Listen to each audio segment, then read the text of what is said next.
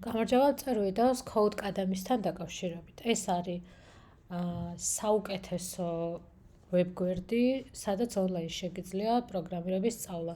ძალიან ბევრი სხვადასხვა საიტი მაქვს ნანახი, ძალიან ბევრი სხვადასხვა ონლაინ კურსი მაქვს ნანახი. მე თვითონაც ვასწავლიდი და ვასწავლი პროგრამირებას, სხვადასხვა მიმართულებას, სხვადასხვა ადგილას. და სანამ მე დავიწყებდი სწავლებას, მეც ვეძებდი უკვე არსებულ კურსებს, ნანახი მაქვს სილაბუსები, ქართული კურსები, სუცხოვრი კურსები, ონლაინ, არა ონლაინ და მოკლედ ეს არის ყველაზე კარგი, სადაც შეგიძლიათ რომ პროგრამირება ისწავლოთ, ერთი მხრივ, იმიტომ რომ თვითონ სილაბუსი და თვითონ გადმოცემის სტილი, მაგალითები, სავარჯიშოები არის უმაღლეს დონეზე და მუდმივად იცვლება და მუდმივად ნახდება და მეორე, იმიტომ რომ თვითონ სწავლის პრინციპი არის განსხვავებული და ნუ ახლა გაჩვენებთ. მისამართი არის codeacademy.com, codeacademy.com და ნუ თავიდან რომ შემოდიხარ, გეტყვის რომ მოდი ავტორიზდიან რეგისტრაცია გაიარე. ყველაზე მარტივი არის ალბათ ესე Gmail-ით თუ გაივლით რეგისტრაციას. მე უკვე მაქვს იუზერი, ამიტომ უკვე შეყვანილი მაქვს და ჩვეულებრივად ეს ვიზა რა ქვია, შევალ ახლა ან მოდიახლიდან ახალი იუზერით დავრეგისტრირდები, მოდი Gmail-ით და ავირჩევ რამე ისეთ იუზერს, რომელიც ვიცი რომ არ მაქვს არსად გამოყენებული. ან ჩვეულებრივად Gmail-ით და შევალ ამ საიტზე.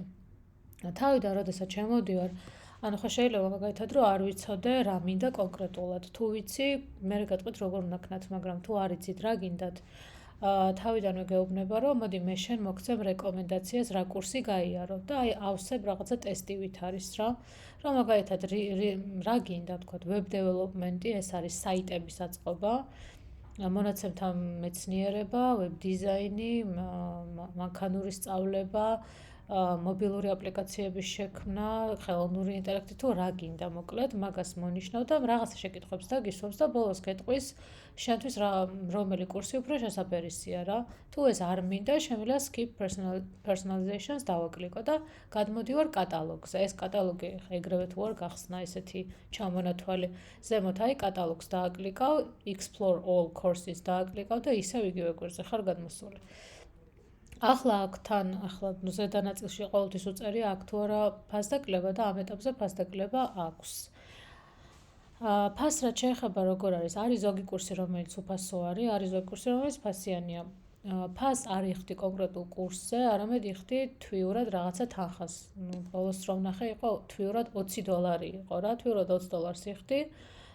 თუ გინდა შენ იმას იუზერს ვიღაცას გაუზიარებ კიდეც და გაიყოფთ თქვა ამ თანხას და ამ თანხაში შეგიძლია ნებისმიერი კურსი, ნებისმიერი რაოდენობით როგორც გინდა, რა სიჩქარითაც გინდა, იმ სიჩქარით ისწავლო, რაც ბევრად უფრო იაფი არის, ვიდრე სადმე რომ მიხვიდე, სადმე რომ იყიდო კურსი, თუნდაც საქართველოში და იქ რო გაიარო ეს. ახლა თვითონ კატალოგი როგორი ტიპი არის? ერთი რომ შეგვიძლია უბრალოდ AI-ს მივწეროთ და აუხსნათ, რომ ესა და ეს მინდა და აბა რას მირჩევ და გირჩევს. მეორე არის ისევ დავბრუნდეთ quiz-ზე, აი ამ ღილაკზე კლიკით. ანუ ჩვენ დავათვალიეროთ რა.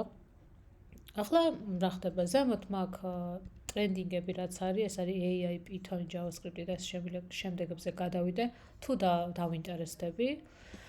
შემდეგ უკვე ქვემოთ არის ჩამოთვლილი ეს სხვადასხვა ტიპის კურსები, ეს არის featured-ები, რომლებიც არის თვითონ ამათივე, შემიძლია გავიდე, გამოვიდე.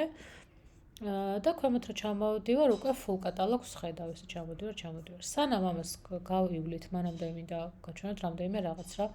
ერთი არის რომ თვითონ ამ საიტზე არის სამი ტიპის კურსი. ერთი არის უბრალოდ კურსი, რომელსაც ესე აწერია ზემოთ course და ამ შემთხვევაში ქვემოთ რომ ჩამოსკოლ ნახე, ესეც course. უმეტესობა კურსების არის უფასო, მაგათად აინახეთ, აი ეს ორი რო ავიღოთ.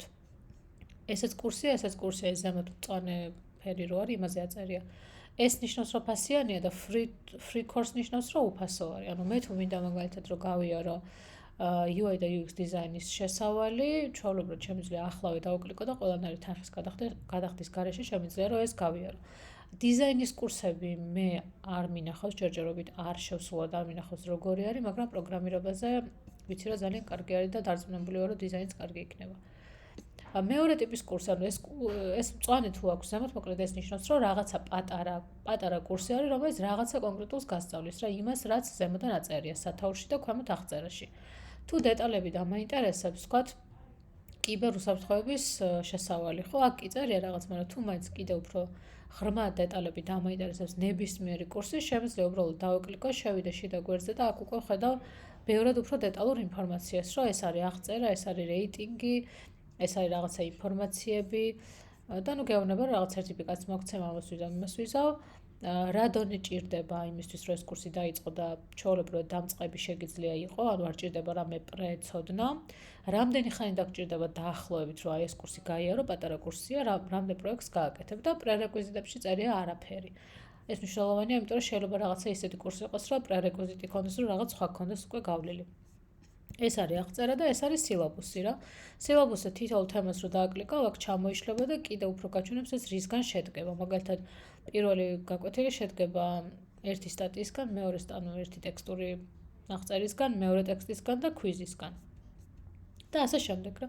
ქვემოთ კიდე არის უფრო მეტი დეტალები, რომ ამას მოგცემ AI დაგეხმარება, ნამდვილი real world პროექტები გექნება და ნუ ასე შემდეგ და ასე შემდეგ. მოკლედ დეტალური აღწერა არის, ამას წაიკითხავთ და მაგის მიხედვით უკვე გადაწყვეტ გინდა თუ არა, რომ ეს კონკრეტული კურსი გაიაროთ. მეორე ტიპის კურსი, რაც ამათ აქვთ, არის ესეთი ცისფერი კანტი რო აქვს ზემოთ, რომელსაც აწერია skill path, ანუ ეს არის უნარის გზა. ეხლა ეს skill path-ი რას ნიშნავს? თუ კურსი არის უბრალოდ რაღაცა პატარა კურსი, რომელიც რაღაც რამდენიმე საათში გასწავლის რაღაცა კონკრეტულს, skill path-ი უკვე არის რამდენიმე კურსის ერთობლიობა, რომელიც გასწავლის რაღაცა უნარს. ანუ ეს უფრო ბევრ რაღაცას გასწავლის. აქვე აწერიან, ნახეთ, რომ მაგალითად ეს არის რაღაცა კოდის შესავალი.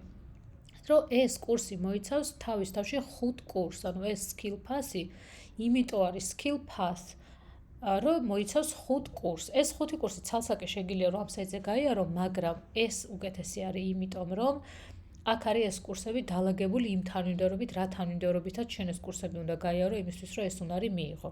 მაგალითად, ჩვენ თუ გინდა რომ ისწავლო რაღაცა საიტის აწყობა თავიდან ბოლომდე, კი არის რაღაცა 4, 5, 6 კურსი, რომელიც ცალსაკე შეგიძლია გაიარო, მაგრამ თუ ეს კურსები არის ერთად შეკრული და დალაგებული სწორი თანმიმდევრობით, რომ ჯერ ეს უნდა ისწავლო, მერე ეს უნდა ისწავლო, ამას აქვს დიდი მნიშვნელობა. ეგ არის აქ თავმოყრილი და ეს ერთ-ერთი განმასხვავებელი არის ასევე ამ საიტის.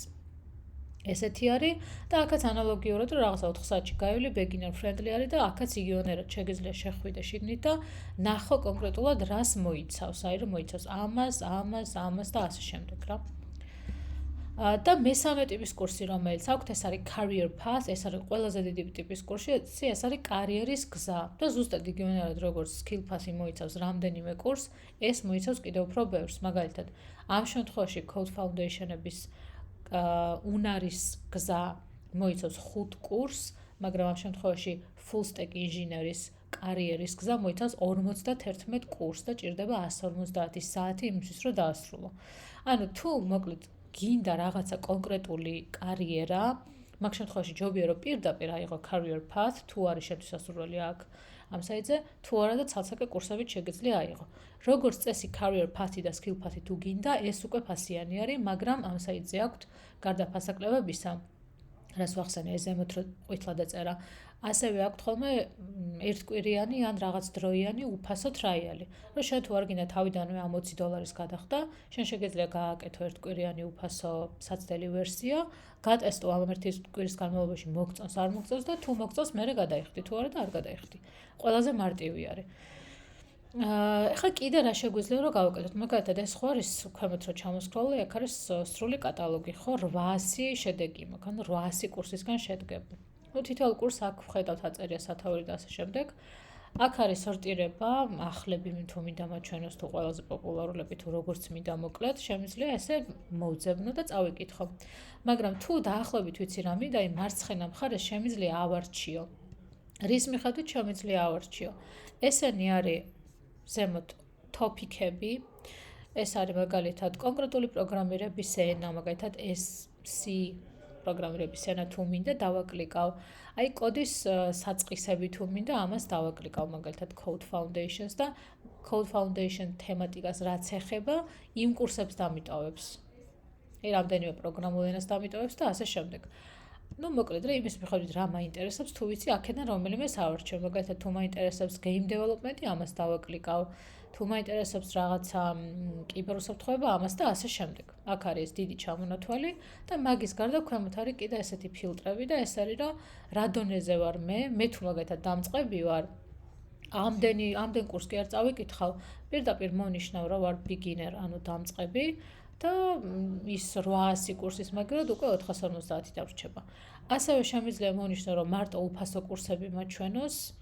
ასევე შემიძლია მონიშნო ტიპი, რაც თქვი რომ არის კურსი, არის skill path-ი, არის career path-ი, certification path-ი არ ვიცი, ახალი დამატებული არ და ხო ეს არ ვიცი, შეგვიძლია თქვენ ნახოთ რა არის. მე თვითონ არ გამომიცდია და შეგეძლოთ ხანგრძლივობის მიხედვითაც აარჩიოთ, რომ მაგალითად პატარა კურსი მინდა, ან დიდი კურსი მინდა, რაღაც 5 საათი ან ნაკლები მინდა კურსი, სიტყვაზე რო იყოს რა. ახლა კონკრეტულად რა რჩევას შემიძლია მე რომ მოგცეთ, აი კონკრეტულად რა კურსი ჯობია. თუ არის ის მოკლედ რა გინდათ და არც კვიზის შევსება გინდათ, არც AI-ის დახმარება გინდათ და რაღაცა. თუ გინდათ უბრალოდ პროგრამირების ენას ცადოთ, მაგ შემთხვევაში მე უფრო გირჩევდით Python-ის პროგრამირების ენას, იმიტომ რომ Python-ი არის ერთ-ერთი ყველაზე მოთხოვნადი პროგრამული ენა, რომელიც ძალიან ბევრი მიმართულებით გამოიყენება, ძალიან ბევრი მიმართულებით, როგორც საიტების, ისე მობილური აპლიკაციების, თამაშების, ხელოვნური ინტელექტის და სხვადასხვა მიმართულებით გამოიყენება და თან არის დამწყებებისთვის უფრო მარტივი, ანუ თვითონ კოდის წერის პრინციპი და სტილი ბევრად უფრო მარტივი არის, ვიდრე სხვა პროგრამირების ენებზე. ამიტომ თუ უბრალოდ გინდათ გატესტოთ საერთოდ პროგრამირება მოგწონთ თუ არ მოგწონთ, შეგიძლიათ Python-ით ისწავლოთ, Python-ით დაიწყოთ.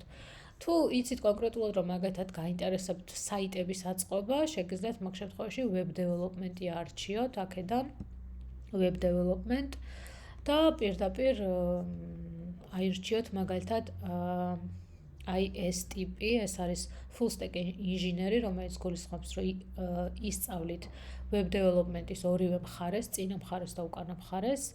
და გვერდზე აწერია მარტო წინა მხარე front-end engineer და მარტო უკანა მხარე back-end engineer. ეხლა front-end და back-end შორის რა სხვაობა არის? front-end-ი არის ვიზუალი, საიტის ვიზუალი და back-end-ი არის საიტის twin-ი, ასე ვთქვათ, უკანა მხარე ფუნქციონალი. ეს ძალიან მარტივად რო ახსნათ, რეალურად უფრო ღრმა ახსნა შეიძლება კონდეს, მაგრამ დაახლოებით ეს არის. ასე რომ თუ იცით, თუ შეგიძლიათ დაგუგლოთ კიდეც და რაღაცა, თუ ხვდებით, რომ front-end development-ი არის ის, რაც გაინტერესებთ, პირდაპირ ეს career path-ი აიღეთ, front-end ინჟინერის career path-ი, რომელიც ყველაფერს გასწავლით, რაც საჭირო არის და არ დაგჭირდებათ ცალ-ცალკე სხვადასხვა კურსის გავლა. თუ ასევე შეგიძლიათ back-end ინჟინერის აიღოთ, ან full stack-ი, რომელიც ამ ორივეს მოიცავს და უფრო დიდი კურსი არის. კიდე არსებობს სხვადასხვა პროგრამული ენები, მიდგომები, რავი, თუ მაგათად mobile development-ი გაინტერესებთ, შეგიძლიათ სიტყვაზე აქედან ეხლა უკვე შესული ვარ web development-ში უკან რო გამოვიდე, mobile development-ი ავარჩიო მაგალითად, თუ მობილური აპლიკაციების შექმნა გინდათ და აქ გასწავლის რაღაცეებს რა, მოკლედ ეს სხვადასხვა ის აქ რა, თქვა iOS developer-ი თუ სხვადასხვა. ამაზე კონკრეტულად რაიმე რჩევა თუ დაგჭირდებათ, აი მაგალითად ესეთი სცენარი წარმოიდგინეთ, რომ თქვენ იცით თქვენ გინდათ მობილურ აპლიკაციებზე მუშაობა და მობილურ აპლიკაციებზე მუშაობა გინდათ ვიზუალის კუთხით, ანუ front-end-ი გინდათ რომ იყოთ მობილური აპლიკაციების. ამ შემთხვევაში შეგიძლიათ რომ მე მკითხოთ, ახლა ამ ვიდეოს სავარაუდოდ YouTube-ზე ავტვირთავ და შეგიძლიათ რომ კომენტარში დაწეროთ, რომ თუ რაიმეზე რჩევა დაგჭირდებათ ვინმეს, რომ აი თქვათ ეს მინდა და რომელს მირჩევ, იმიტომ რომ იგივე მაგალითად თუ პროგრამირების ენის სწავლა გინდათ, ახლა მე კი Python-ი გირჩიეთ, მე თვითონ პირადად C#-ზე ვწერ, აი ამ ენაზე ვწერ, ახლა მაუსი სადაც მაქვს მიტანილი. ამას თავისი მიზეზები აქვს, რატომ? მაგრამ თუ კონკრეტულად რაღაცა კონკრეტული მიმართულება არის, რომელიც გაინტერესებთ, ამ საიტზე შეგიძლიათ ნახოთ, კვიზი შევსოთ, დაგუგლოთ, რავი, რომელიმე ხელოვნურ ინტელექტს კითხოთ და ისიც გირჩევთ და ასე შემდეგ, ან მე მკითხოთ და უფრო დეტალებში მეგირჩევთ. ახლა თვითონ ამ საიტზე როგორ ხდება, ასე ვთქვათ, რაღაცეები. აქ ვთქვათ, მე მინდა Python-ი, ვთქვათ, მინდა პროგრამირების საწყისების სწავლა, რომ უბრალოდ გავიგო პროგრამული ენა, ჩემთვის მისაღებია თუ არა. ავარჩევ Python-ს, როგორც თქვი, და აი პირველივე რას მირჩია, ეს კარგი არის, ეს არის Python 3-ის სწავლა. ეს ახლა უფასო კურსი არ არის, მაგრამ თუ უბრალოდ სატესტოდ გინდათ, შეგიძლიათ აარჩიოთ რომელი აი ეს Python 2, ანუ ცოტა ძველი ვერსია არის რა. პრინციპები თითქმის იგივე არის, თუ სატესტოდ გინდათ და თანხის გადახდა არ გინდათ, შეგიძლიათ არჩიოთ ეს. თუ არა და შეგიძლიათ არჩიოთ ეს. ამას რო არჩევთ, გეტყვით, რომ ერთი კვირა უფასოს მოგცემ, I start free trial და შეგიძლიათ რომ დაიწყოთ, start-ს დააკლიკოთ და დაიწყოთ. რა თქმა უნდა, ჯერ წაიკითხავთ ეს რას მოიცავს. მოდი ახლა ავიღოთ უფასო ვერსია ეს Python 2. და დავიწყებ, start-ს დავეკლიკავ და ახლა გაჩვენებთ როგორ არის თვითონ მეცადინეობა ამ საიტზე როგორ არის და რითი განსხვავდება თან პერიოდულად ვილაპარაკებ. ნუ პირველ რიგში რაც ხდება არის ის რომ შემოვიდა რომ დავიწყე ესეთ რაღაცას ვხედავ რა ეს არის პირველი ლექცია და ეს ლექცია შედგება აქ წერია 14 გვერდისგან და ახლა ვიმყოფები პირველ გვერდზე. ამ საიტზე ზოგადად ესეთი პრინციპი არის რომ ეკრანი არის გაყოფილი სამ ნაწილად, მარცხენა ნაწილში არის ახსნა, ტექსტური ახსნა, თავისი მაგალითებით და თავისი დავალებებით, შუა ნაწილში წერ კოდს და მარჯვენა ნაწილში ამ კოდის შედეგი გამოდის. ეს არის ერთადერთი ცნობილი საიტი, ხა შეიძლება არსებობს კიდე საიტები, რომლებიც მსგავსი პრინციპით მუშაობენ, მაგრამ ზოგადად, როდესაც ონლაინ სწავლობ, ეს იქნება YouTube-ზე თუ ონლაინ კურსებზე, პრინციპი არის ესეთი, რომ უყურებ ვიდეოს, ამ ვიდეოს უსმენ, თან უყურებ, რაღაცა მომენტში, როდესაც სიტყვაზე მასწავლებელი რაღაცა კოდს დაწერს, ამ ვიდეოს აპაუზებ, შენ თვითონ წერ ამ კოდს, რწმუნდები რომ მუშაობს, მე ისე უბრუნდები ვიდეოს, რთავ ისევ აპაუზებ და ასე შემდეგ და ამაში ბევრად მეტი დრო გადის, ვიდრე ამ პრინციპით. ახსნები არის ხოლმე ძალიან მარტივი და ძალიან კარგი, თავისი ყველაფრით გიხსნის მაგალითად ეხა რაღაცას ამას გასწავლის და ბოლოს გაძლევს ან არ გაძლევს რაღაც დავალებას. ეხა ამ შემთხვევაში მომცა ესეთი დავალება წერია instructions და მეუბნება რომ რაღაცა print statement-ი დაწერე. ეხა ეს print statement-ი რეალურად არის ბრძანება, რომელიც რასაც ეტყვი იმას პროგრამაში დაწერს, ასე ვთქვათ რა. და ვთქვათ, არაფერი არ გავაკეთე და run ნიშნავს, რომ აქ რო კოდს დავწერ, ის კოდი მოდი გავუშვი. ვთქვათ, დავაწექი runs. რადგან არ შემისრულებია ის დავალება, აქ მეუბნება, რომ ხო არ დაგავიწყდაო ეს დავალებაო და აქ მიწითლებს ამას. ანუ სანამ იმ დავალებას არ შევასრულებ, რომელიც აქ არის მოცემული, მანამდე არ გამიშვებ შემდეგ გვერდზე. ეს დავალება ახლა ერთი არის, მაგრამ შეიძლება რამდენიმე იყოს.